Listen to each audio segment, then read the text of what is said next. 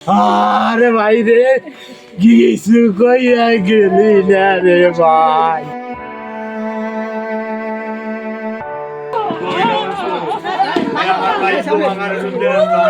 গ্রামগুলোতে শীত পড়তে শুরু করেছে।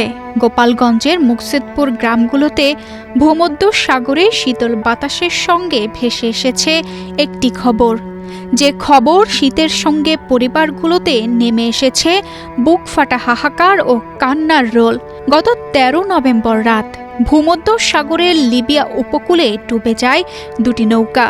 সেই নৌকাগুলোতে ছিল বাংলাদেশের কয়েক ডজন তরুণ। তাদের মধ্যে ছিলেন মুকসেদপুর উপজেলার পশ্চিম লক্ষণডা গ্রামের এনামুল শেখ ও আনিস শেখ। একমাত্র স্মার্ট সিটি বসুন্ধরা, আধুনিকতায় এক ধাপ এগিয়ে। অচেন সমুদ্রে তাদের স্বপ্ন, দুঃসাহস আর জীবন একসঙ্গে ডুবে গেছে। আরও ৬ জন তরুণ এখনও নিখোঁজ, তাদের কোনো খোঁজ নেই। পশ্চিম লক্ষণডা গ্রামের সরু মেঠো পথ ধরে এগোলে দেখা যায় এনামুল শেখের ঘর। ছোট্ট একটি উঠান, পাশে নারিকেল গাছ। সেখানেই বসে আছেন তার পরিবার, চোখে অশ্রু নিয়ে। তারা থেমে থেমে কেঁদে উঠছেন, বারবার বলেন, ও তো ফেরার কথা দিয়েছিল রে, ফোনে বলেছিল শীঘ্রই ভালো জায়গায় উঠবে।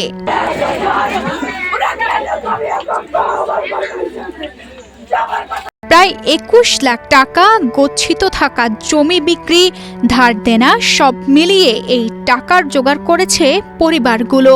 উদ্দেশ্য একটাই, ইতালিতে গিয়ে ছেলের ভালো থাকা।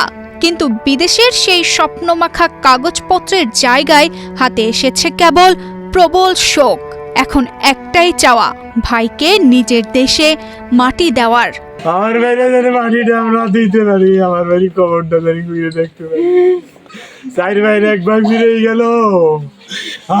আরে ভাই রে, কিছু কইয়া গেলি না রে ভাই। ওরে আমার ভাই রে, ওরে ভাই। আনিসের পরিবারের মানুষগুলো শুধু তাকিয়ে থাকেন রাস্তার দিকে। আনিসের বাবা জাহিদ শেখের ঘরেও একই দৃশ্য, শুধু জানালার ফাঁক দিয়ে রাস্তায় তাকিয়ে থাকেন। কেন?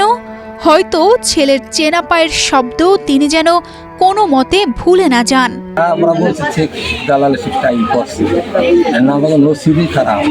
এটা পুলিশি তলা ছাড়িয়ে গেছে, সেনাবাহিনীতে বলছে তলা দাঁড়া করতো, কিন্তু এই সমস্যাটাই তো ওরা গাদ্দারের তলা চালাইছে, পাশের তেন তলার মাঝখান দুটে। নিখোঁজ ৬ পরিবারের ৬টি আলাদা গল্প, কিন্তু ব্যথা একটাই। ইব্রাহিম, আবুল, দুলাল, আশিক, সোহেল, নিয়াজ, ৬টি নাম। ৬টি তরুণ ছেলেকে নিয়ে কেউ স্বপ্ন দেখেছিলেন নতুন ঘর বানানোর, কেউ মেয়ের বিয়ে দেওয়ার, কেউ মায়ের জন্য ওষুধ কেনার, কেউ তার ভাইয়ের পড়াশোনার খরচ চালানোর। গ্রামে ঘুরলে স্থানীয়দের ক্ষোভ স্পষ্ট। বছরের পর বছর দালাল চক্র মানুষকে ইউরোপে পৌঁছে দেওয়ার নামে প্রতারণা করছে, এ অভিযোগ সবার মুখে মুখে।